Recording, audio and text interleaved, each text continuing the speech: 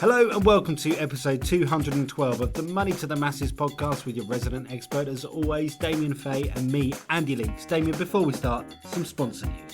Yeah, I'd just like to say a quick thank you to our sponsor, Fidelity International. Now, Fidelity International are one of the biggest fund platforms out there, running billions of pounds of money for millions of their customers worldwide.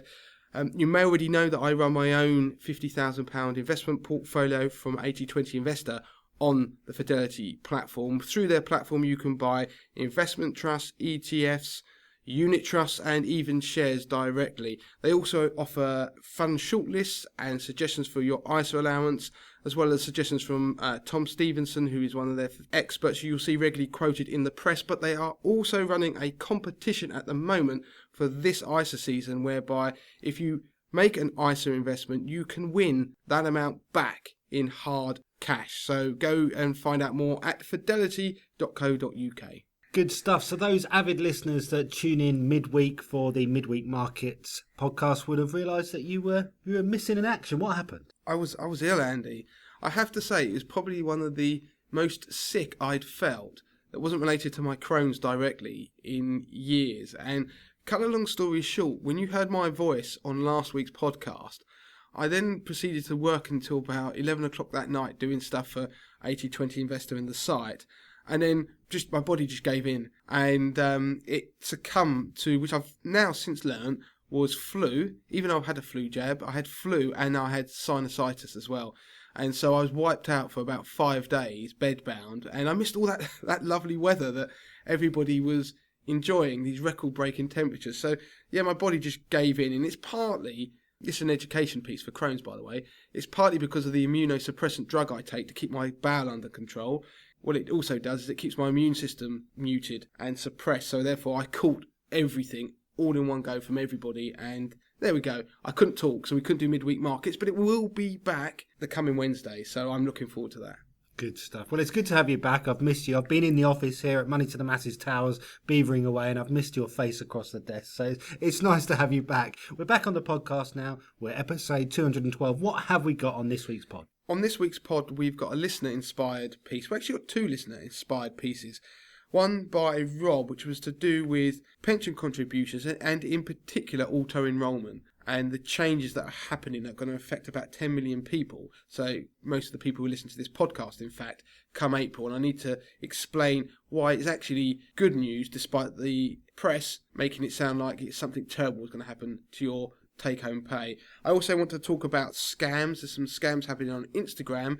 And we're also going to do a piece that's related to that, whereby what comeback are you going to have in future if you pay money to a fraudster, despite you doing all sorts of checks. And as it is now, you have no comeback at all, but the banks are relenting and changing the rules slightly. So that's some good news. And the final piece that I want to do is a reader-inspired piece. I say reader because it came via the website, so it's reader-listener, to do with fund share classes. So when you go and buy a fund on Hargreaves Lansdown, on Fidelity, on Interactive Investor, whichever platform of choice you have, there will be different share classes of the same fund. You'll see different versions. What is that all about? And which one do you pick? But before we do that, I want to get some admin stuff, like some interesting stuff actually, some thank yous that I want all listeners to listen to, because there's some action I want them to take and to help us.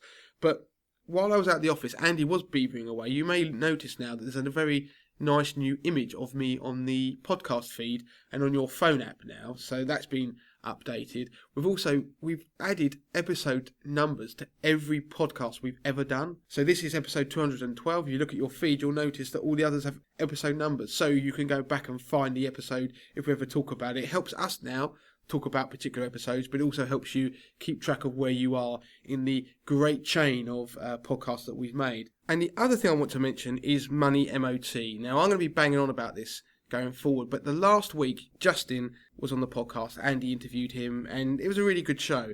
And as a result of that, more of you went out there and you looked at the MOT. We had a huge number of people do it, but what was amazing is that some of you went out there and started to spread the word. Now, I want to give you a bit of a sort of 101 in marketing or in terms of PR. What happens if something's amazing, like the Money MOT, you'd think that the national press will be all over it. I'll give you an insight. if the national press thinks something is absolutely amazing, the best thing they've ever seen, but they think you could be competition to them in terms of what you write about, then they won't. Now, I'm not going to, at this stage, name names or anything like that, but I can tell you that there are some of the biggest press titles out there are well aware of the Money MOT, and some of them are worried about the idea that actually their readers are going to love it that much that it might draw them away from their own titles, which is ridiculous. And I know this is a fact because I've been told it. And there are cases even where people like Martin Lewis, although he gets enough coverage, where tools that he's made aren't mentioned by certain key newspapers because they actually think, hold on, these are kind of a competitor to us. But this is where you guys have been amazing, and you will learn the influence that you have. Because what you see in the national press is filtered. You do not necessarily see the best things out there. You don't necessarily see the stories you should do. There's always an agenda. One of you, I love whoever it was, to write in so I can send you some stuff. One of you put on Reddit about the Money MOT last week and said, this thing is fantastic. I love it. You should look at it. Well, Money MOT, it just blew up. It just went mental. And at one point on, I think it was Tuesday, we had a Money MOT done every minute for the entire day. So that is an incredible number.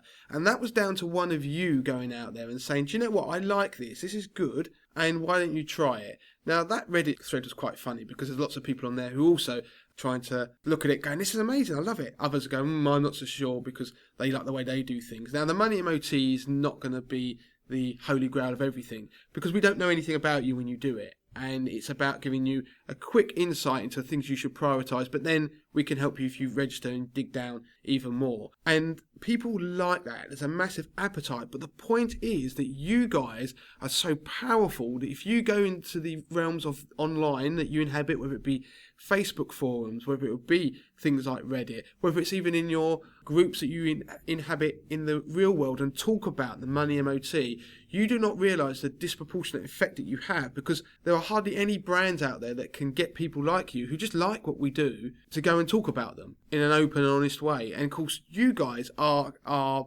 best marketing that we could ever have. So I want to say thank you to that person, get in touch, but to everybody else, please go out there and say to people, I like this, and these guys stand for something that is positive. Please go and have a try of it.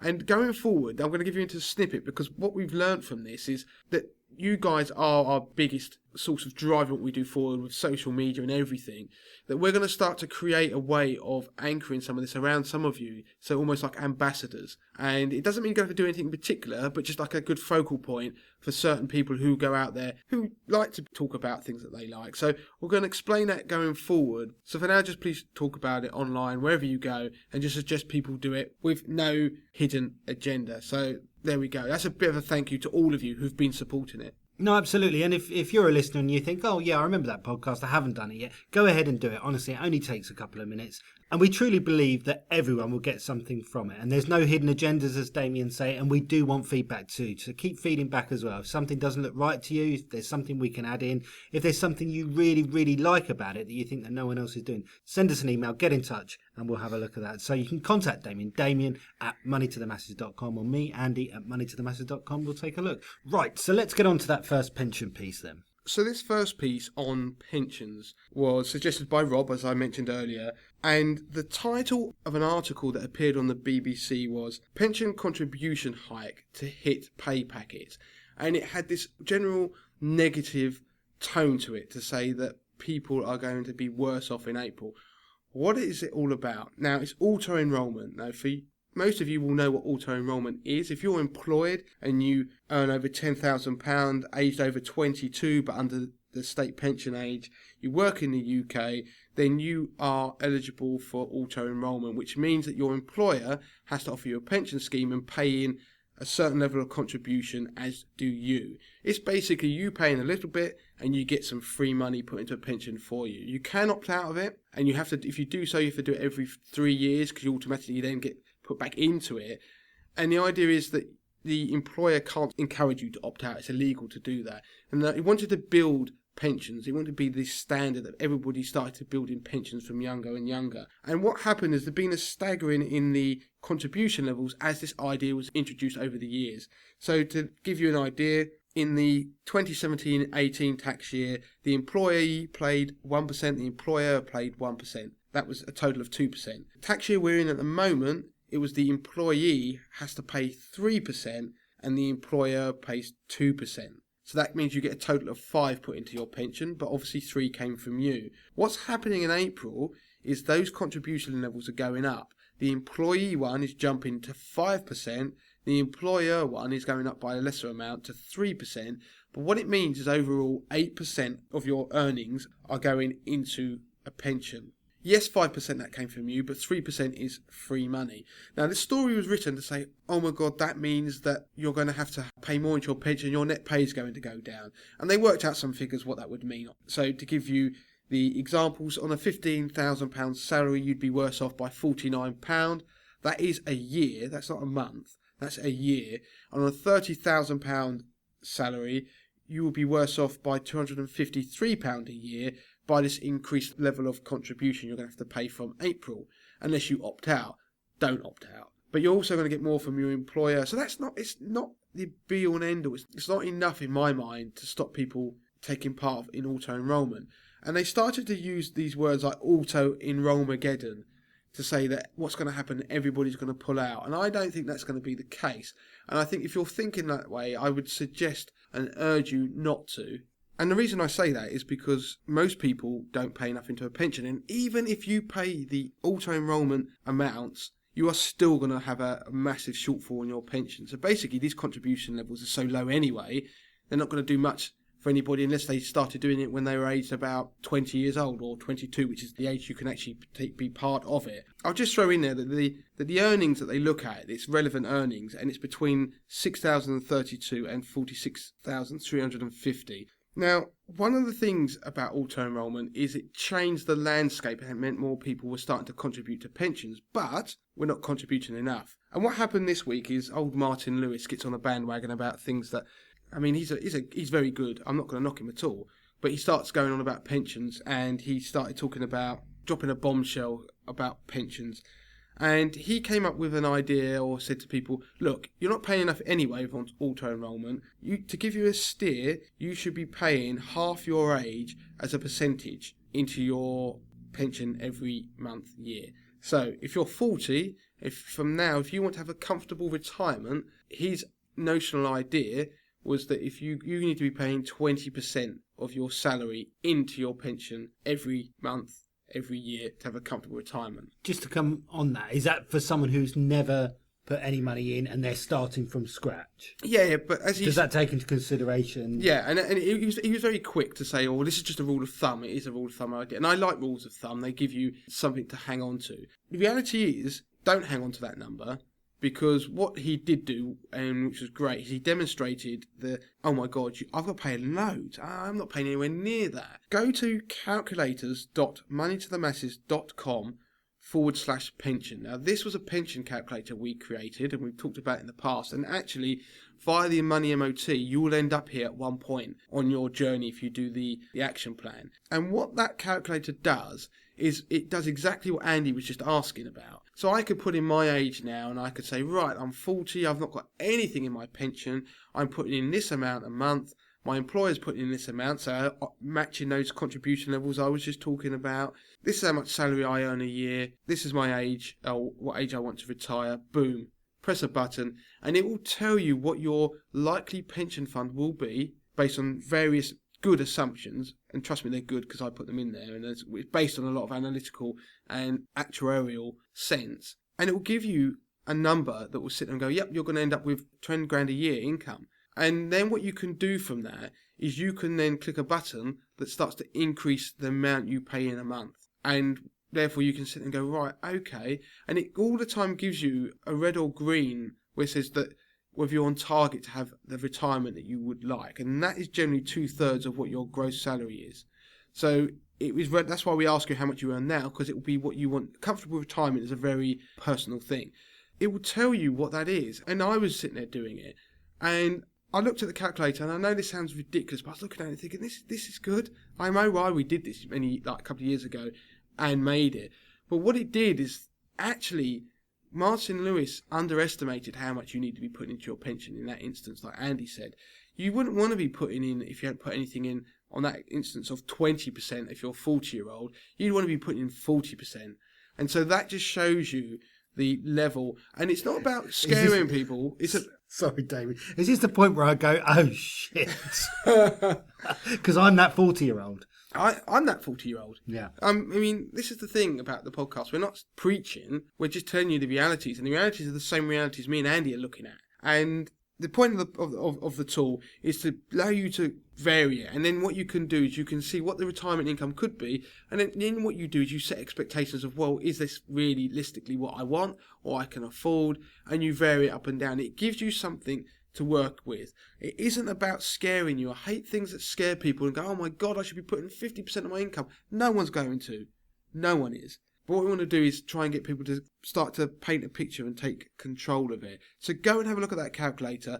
It's a great tool, but in combination with this idea of auto-enrolment, that's why, like Rob was suggesting, we should be embracing it. Again, this is good news. Your employer's giving you free money, helping you out along the way, so you don't have to pay more because he's going to have to put in a bit more. Okay, in April you are going to have to put a little bit more in, but overall it's free money from your employer. So go and have a look at it. If you don't want to do pensions today, do the money MOT and we will sort your pension for you throughout that journey. Find out how fit your finances are for free with Damien's Money MOT. With no registration required and no need to access policies or paperwork, you'll receive your own personal grade, together with a breakdown of where you should focus your attention, all in the time that it takes to boil the kettle. Crucially, you'll get to see how you measure up compared to everyone else, and even get your own tailored plan on how to improve your score. Simply go to mot.moneytothemasses.com. So sit back, relax, take Damien's free money MOT, go to mot.moneytothemasses.com to get started, and reward yourself with that cup of tea afterwards. Okay, the next piece I want to do is related to scams and getting money back on payments that you've made via your bank to a fraudster. And Andy's going to take control of this piece because what happened, I started to think about doing this piece and then I almost went into a rant about it. Yeah. So we thought we'd contain me slightly. So Andy's going to talk about this a little bit at the start before I unleash myself. Yeah, I'll pick out the key points. I mean, it seemed to be a big story on the BBC. We've talked about this many times before. Actually, when we talk about scams, listeners seem to quite enjoy. I don't know why, not revel in the fact that people are being scammed, but they are kind of interesting. It's good to be aware of these things. Now, this particular scam that picked up by the BBC, we actually talked about a year ago.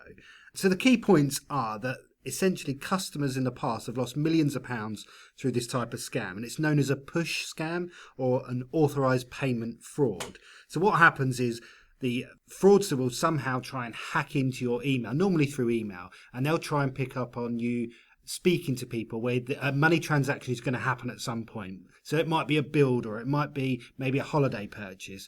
And what they'll do is they'll infiltrate your email. They'll pretend to be that person. At some point, you'll get an invoice from them, but it'll be really subtle. It will look as if you're still chatting to the same person, but they'll have changed the bank details to the fraudster's bank details. Now, the key point is here that what has happened in the past and what will continue to happen until we find a way of stopping it is the person who's actually transferring the money is actually making a conscious decision, and they're the ones pressing the button. No one is going in and taking money out or drawing money out. And it's not a phishing type of scam. And so the banks and building societies are saying that these people are liable because they're the ones that are actually setting up the transaction and making the payments. Now, banks and building societies from now on apparently have agreed to do more to protect customers who do this. So UK Finance, which is the group representing UK banks, have said that in the first half of 2018, this kind of fraud cost £92.9 million to the industry. So a new voluntary code, which comes into effect on the 28th of May this year, has been agreed between all of the banks and consumer representatives, and it's designed to give us, the consumers, better protection in order to reduce the incidence of this kind of fraud. So if the customer has made appropriate steps to make sure that the person that they're interacting with is not a scammer, and they take reasonable care, then they are much more likely to be reimbursed. Now, this is where I pulled up a chair, made a cup of coffee and let Damien go. Well, the reason I get infuriated by this kind of nonsense, and all the newspapers, and they all sit there and go, this is wonderful, this is great news. No, it's not. The reason it's not is it clouds the consumers' minds about the protection they have. So we've got a voluntary agreement by banks to sit there and say they may reimburse. Let's look at that. You said they've got to take reasonable care. That's fuzzy. What does that even mean? That's a stumbling block at the start. How can you prove you took reasonable care? Because in the previous instances, people I thought did take reasonable care. Lots of them they did. Let's assume that you do get that proven, and then you can get your money back and they will pay it. Brilliant. But what the issue I have as well with this is that it's funded now and through to the end of the year, where hopefully it's going to be replaced by something more long term. If something is voluntary, they've said they're going to fund it for basically about 10 more months, but they don't know what's going to come after that. Does that sound like there is going to be a lot coming after it? It doesn't make me hopeful. I'd like to think there might be, but the bank's getting the people that sort of the regulators off their back. But what it means is now consumers think, okay, I'm protected. But in 10 months' time, you might not be. So I'm ranting about it because I just think that these sorts of stories is, do you know what? You're not protected. You're not really. At the moment, there's some sort of fuzzy code that's going on. And like any sort of cartel or group of people in sort of shady back rooms, of anything that's voluntary is always dubious in nature. And actually, you can't be, if it's voluntary, you can't be taken into account and held by the court of law about it. So I'm not that blown away by it. I'm going to move on, because otherwise I'll keep ranting. But there was something on Instagram I wanted to talk about to do with scams, which was quite interesting. Now, apparently, victims in their 20s have lost on average around £8,900 after falling victim to scams on Instagram. Now, everyone likes Instagram. I'm banging on about it all the time, telling you all to go on Instagram. And what's actually happening is there's these new, I don't know if they've even given them a name actually, but there's a new kind of get-rich-quick scams. And like everything, if something seems too good to be true, it almost always is. And the way they work is you'll see some very glossy imagery video that says if you give them a few £100, they can turn it into instant profits and then you get more money back. They even go a little bit further, whereby if you transfer money across to them, you get given an account with some sort of video type, where what you work out as a video, but where you seem to see the money growing and the profits coming in as they're doing their magic investment scheme or whatever it is. And it's all a sham, it's all a fraud. And what's happening is people are thinking they're going to get rich quick, get their money back, and they don't get anything. The people disappear. And there's an increasing amount of it, and they reckon that there's been 356 reports of this in the past 5 months, costing people more than £3 million. So be aware. Instagram is great, but when you see, it does seem to be full of lots of get-rich-quick ideas, people promising to change your life, and all these things. There are obviously some good services on there, but look, you've got to be sensible about all these things. You've got to try and take it with a pinch of salt. And if it's too good to be true, it probably is, and that is true on social media. Okay, brilliant stuff. So moving on to the last piece, we have to get the investing bit in there, especially after midweek markets and not being around. So we had a question in from a listener about fund classes. So what do we got? Right, the question is, I'll just read it out actually. This may be a silly question. I've read explanations, but still don't understand share class when buying funds. Phrases such as clean confuse me a little. Do different classes have different risks? Great podcast, by the way. Been listening to blah, blah. You're wonderful. I paraphrased that last bit, but the actual bit, great podcast, was what they said. So that's a really good question. It's something that, it's one of those questions that everybody thinks and feels it's a silly question to ask, but it's not. So when you go and pick a fund platform and you're going to do a spot of DIY investing and you think, I'm going to go and buy a fund. You go and Google that fund name and then suddenly you're presented with about 4 of them. And you're thinking, right, which one is which? And I have this when I do 80-20 Investor. People will look and say, well, is that which version of the fund that you're mentioning there is this? What it is that there are different versions of the same fund out there. And it is the same fund. So it's a bit like saying, I don't know, you're having a Ford Focus and there's different colours, different versions of the car. It's still a Ford Focus. It just looks different on the outside, so it's got different colour. You can also have, you imagine if there was a Ford Focus that was essentially the same, but was charged in a slightly different way. So let's just pretend if we're talking about things like when you pay road tax, some of that is based upon the car and the pollution levels, all these sorts of things. Imagine there was a charge based on that. It's kind of the same thing with share classes. You can have different charging structures for the same fundamental thing. So when you go and look at a fund, let's just pick a well-known fund, Invesco Perpetual Income Fund, right? You go and look at that, there will be, bog standard, an AC, which is accumulation, ACC, or say accumulation, or there will be an INC version of it. So you have INC or income. Those two versions, what it means is that when that income fund is generating an income, if you've got the income version of that fund, it will actually pay the income out to you. You can have it receive it. If it's an accumulation version, it's exactly the same investments. The income comes in, but rather than pay it out, it actually put back into the fund. So the price is taken account of the price of the fund. So you'll see those two funds have different prices. If you have an INC fund, you don't have to take the income. You can say, actually, I want it reinvested back into that fund again. So you get a bit of income and it automatically buys some more units in that fund. So there are some funds out there that don't have both versions. If they are an income fund, for example, they might not have both versions. If you are investing for growth, you would rather favour the accumulation version. If you're investing for income and you actually want the income, then you would take the income version. That's the easy case. Now you might sit there and see there's one that say things like Invesco Perpetual Income X class or A class, or it may say something like no trail or some sort of, or clean, or you don't often say clean, but it's to do with the way the fund is charged. So the different share classes can be something to do with the fund could be denominated in different currencies. So that could be one thing. It could be the fund has slightly different charges. If you imagine if they go to different fund platforms, a fund platform might go, I am the biggest fund platform out there. If you want your fund on my platform, it's going to get millions and millions of pounds of money. I want a bigger cut of that, so I want you to lower your charges so I take a bit more.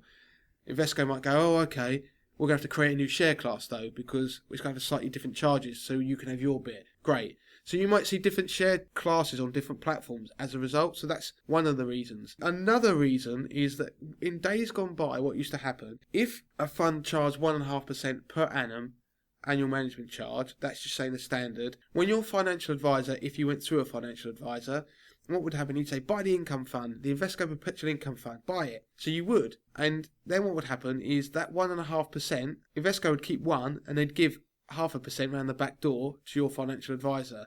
I mean, it wasn't underhand, it was eventually started to be disclosed, but that's what used to happen. Then when the Retail Distribution Review, RDR for short, came along, it said that the fund houses had to disclose where the charges were going. So what they'd have to do is say, actually, the fund charge now is 1%, because that's what we keep.